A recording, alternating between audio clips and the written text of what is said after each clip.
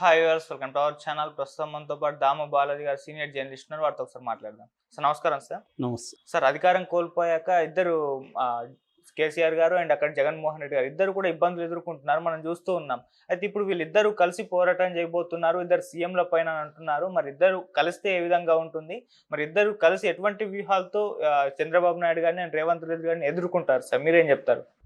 కేసీఆర్ జగన్ మళ్ళీ కలిసి ఒక ఉమ్మడి వ్యూహం రచిస్తున్నారు. ఎందుకంటే మామూలుగా ఒక సామెత ఉంది, శత్రువుకి శత్రువు మనకు మిత్రుడని. సో కేసీఆర్కి శత్రువు రేవంత్ రెడ్డి, చంద్రబాబు కూడా. అట్లాగే జగన్కి శత్రువు చంద్రబాబు, రేవంత్ కూడా. ఎందుకంటే రేవంత్ చంద్రబాబు క్వైట్ ఆపోజిట్ కూటమిలో ఉన్నప్పటికీ వాళ్ళిద్దరి మధ్య ఒక కెమిస్ట్రీ అనండి, ఫిజిక్స్ అనండి, ఏమన్నా వాళ్ళిద్దరి మధ్య ఒక బంధం అయితే ఉంది. ఓకే. సో అది మనకి ఎప్పటి నుంచో ఆయన పనిచేయడం, ఆయన నాకు గురువు లాంటి వాడు అని చెప్పుకోవడం, ఆ తర్వాత గురువు అంటే ఆయన అట్టయి నా సహచరుడు అనడం, ఏదేమైనా రేవంత్ రెడ్డికి చంద్రబాబుకి ఒక విడదీయరాని అనుబంధం అయితే ఉంది. సో ఇప్పుడు వీళ్ళిద్దరు రావడం వల్ల వాళ్ళిద్దరు వ్యూహాలు ఎలా ఉంటాయి? ఆ చంద్రబాబు నిజానికి రేవంత్ రెడ్డికి హెల్ప్ చేశాడు గెలవడానికి కూడా. ఎందుకంటే చంద్రబాబు గారిని పోటీ చేసి ఉంటే కొంత ఓట్లు చీలేవి. అందుకని చంద్రబాబు పోటీ చేయకుండా పరోక్షంగా కాంగ్రెస్కి ఓట్లేయమని కమ్మ సామాజిక వర్గానికి చెందిన గ్రూపులు కావచ్చు, తెలుగుదేశం అభిమానుల గ్రూపులు కావచ్చు, అవన్నీ కూడా చెప్పుకున్నా. నాతో కూడా చాలామంది నేను జీవితంలో కాంగ్రెస్కి ఓటేయలేదు సార్, నేను ఇప్పుడు కాంగ్రెస్కి వేయాల్సిన పరిస్థితి ఏర్పడింది రేవంత్ రెడ్డి కోసం అని చెప్పిన వాళ్ళు ఉన్నారు. సో అలాగా క్లియర్గా చంద్రబాబు నాయుడు రేవంత్ రెడ్డికి హెల్ప్ చేశాడు. అట్లాగే చంద్రబాబు నాయుడికి ఉన్న సపోర్ట్ సిస్టమ్స్, ముఖ్యంగా మీడియా, రేవంత్ రెడ్డికి పనిచేసింది మీడియా, ఇప్పటికీ పనిచేస్తుంది.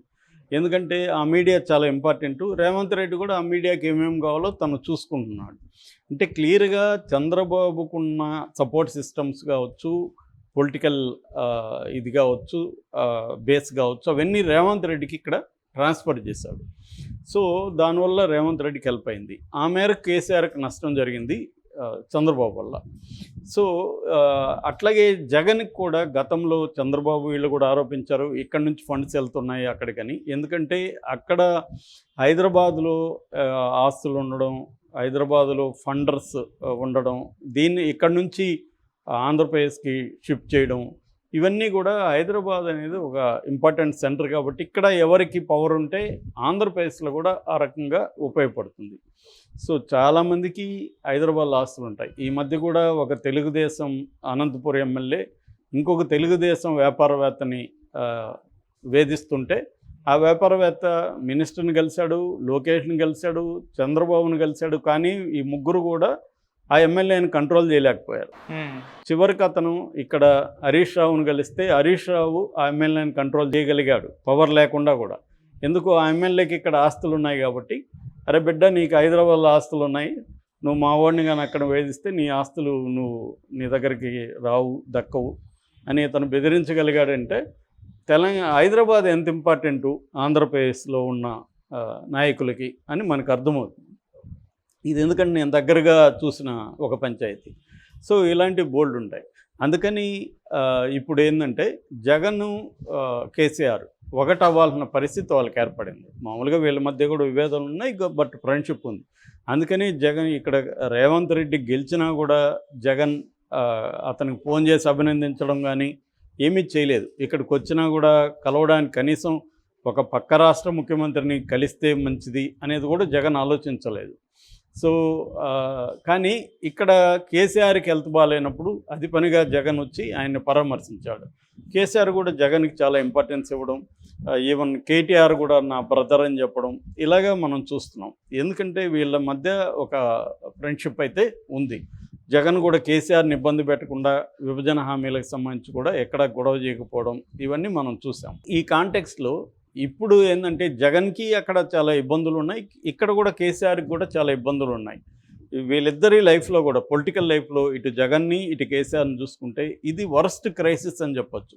కేసీఆర్కి కూడా తన పొలిటికల్ లైఫ్లో ఎప్పుడు కూడా ఇంత క్రైసిస్ ఆయన ఎదుర్కోలేదు. కూతురు 5.5 ఇయర్స్గా జైల్లో ఉంటే ఆయన ఏమీ చేయలేకపోయాడు. ఇక్కడ కూడా చాలా ఘోరమైన పరిస్థితులు ఉండి కేసులు పెడుతున్నా ఏమి చేస్తున్నా ఆయన ఏమి చేయలేకపోయాడు. ఒక పక్క మోడీతో ఆయనకి సంబంధాలు పోయినాయి, ఆ కూటమితో ఎవరితో సంబంధాలు లేవు. సేమ్ వీళ్ళిద్దరి సిచ్యువేషన్ జగన్కి కూడా అదే. జగన్కి గతంలో మోడీ సపోర్ట్ ఉండేది, ఇప్పుడు జగన్కి మోడీ సపోర్ట్ లేదు, వేరే కూటమిలు లేదు. ఇద్దరు కూడా ఒంటరిగాళ్ళు అని చెప్పచ్చు. పొలిటికల్గా ఇద్దరు కూడా వాళ్ళ నిర్ణయాల వల్లనే వాళ్ళు ఒంటరిలో అయిపోయారు. సో దానివల్ల ఇవాళ ఒకేసారి వీళ్ళు కేంద్రంతో పోరాడాల్సిన పరిస్థితి ఉంది, ఇటు రాష్ట్రంలో పోరాడాల్సిన పరిస్థితి ఏర్పడింది.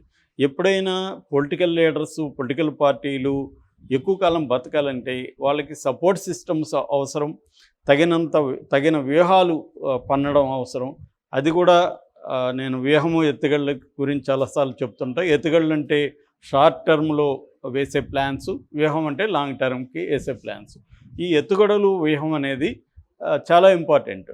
మనకు కానీ కమ్యూనిస్ట్ పార్టీల్లో చూస్తే వాళ్ళు వ్యూహం ఎత్తుగడలని డాక్యుమెంట్స్ ఉంటాయి వాళ్ళకి సపరేట్గా.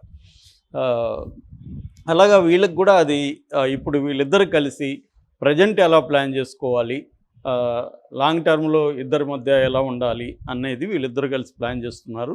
సో దానికి సంబంధించి నిధులు ఒకటి పరస్పరం సహకారం చేసుకోవడం, అట్లాగే సపోర్ట్ సిస్టమ్స్. కేసీఆర్కి అక్కడ కొంత ఫ్యాన్ బేస్ ఉంది, ఆల్రెడీ కేసీఆర్ పార్టీ కూడా అక్కడ నిర్మించి బీఆర్ఎస్ని అక్కడ కొంతమందిని పెట్టాడు కూడా గతంలో. సో అట్లాగే జగన్ అభిమానులు కొంతమంది కాంగ్రెస్లో కూడా ఇక్కడ ఉన్నారు, తర్వాత ఇక్కడ కూడా జగన్ అభిమానులు కొంతమంది ఉన్నారు. జగన్ అభిమానించే సీమాంధ్రులు ఇక్కడ కూడా పాపులేషన్ ఉంది. సో ఇలాగా వీళ్ళిద్దరూ కలిసి ఒక వ్యూహం రచించే ప్లాన్లో ఉన్నారు. ఎందుకంటే కేసీఆర్ని మనం తక్కువ అంచనా వేయలేం, ఆయన వ్యూహకర్తల్లో వన్ ఆఫ్ ద బెస్ట్ అని చెప్పొచ్చు. కేసీఆర్ లేకపోతే తెలంగాణ సాధించేది చాలా అసాధ్యమే అయి ఉండేదని అందరికీ తెలుసు. ఎందుకంటే ఆయన వేసిన వ్యూహాలు, లాబియింగు ఇవన్నీ పనిచేసాయి. ఆయన వైలెంట్గా ఉద్యమం చేయకుండా విత్ ఇన్ ద డెమోక్రసీ దీంట్లో లాబియింగ్ మీద, వ్యూహాల మీద ఆధారపడి ఆయన చేయగలిగాడు. అది మామూలు విషయం కాదు. ఎందుకంటే ప్రపంచవ్యాప్తంగా ఇలాంటి ఉద్యమాలను ఆయన చాలా అద్భుతంగా స్టడీ చేశాడు. ఒకసారి నేను కూడా కొన్ని సినిమాలు వాళ్ళకి ఇచ్చాను. అంటే వరల్డ్ వైడ్గా ఇట్లాంటి ఉద్యమాలు మీద వచ్చిన సినిమాలు అడిగితే ఎవరు, నేను కొన్నప్పట్లో డౌన్లోడ్ చేసి సీడీల్లో ఇచ్చాం. అంటే అంతగా మెటికులస్గా ఆయన స్టడీ చేశాడు. సో స్టడీ చేసి ఆయన వ్యూహాలని రూపొందించగలిగాడు. అలాంటిది ఇవాళ క్రైసిస్ ఉన్నంత మాత్రాన, ఓటమి వాళ్ళకి ఎదురైనంత మాత్రాన వాళ్ళని ఏదో ఇంకా అయిపోయింది కేసీఆర్ పని, అయిపోయింది జగన్ పని అని చెప్పడానికి లేదు. జగన్కి కూడా బేస్ ఉంది, 40% ఓట్ల షేర్ ఉంది. అతనికి సపోర్ట్ సిస్టమ్స్ చంద్రబాబుతో ఈక్వలెంట్గా లేకపోయినా తన సపోర్ట్ సిస్టమ్ తనకున్నాయి. అట్లాగే ఇప్పుడు ఇండియా కూటమిలో కూడా జగన్ చేరే అవకాశాలు కూడా కనిపిస్తున్నాయి. సో ఆ యాంగిల్లో జగన్కి కూడా కొంత బలం ఉంది. సో ఇప్పుడు ఏంటంటే ఎప్పుడైనా యుద్ధంలో కానీ పాలిటిక్స్లో కానీ డిఫెన్స్, అఫెన్స్ అనేది చూసుకుంటారు. అంటే శత్రువు బలంగా ఉన్నప్పుడు తాము 2 అడుగులు, 1 అడుగు ముందుకు 2 అడుగులు వెనక్కని లెనిన్ పాపులర్ కొటేషన్ ఉంది. అంటే విప్లవకారులు కూడా ఒక్కొక్కసారి 2 అడుగులు వెనక్కేస్తారు, మళ్ళీ 1 అడుగు ముందుకేస్తారు. ఇలా ముందుకు వెళ్ళడం అనేది జరుగుతుంది.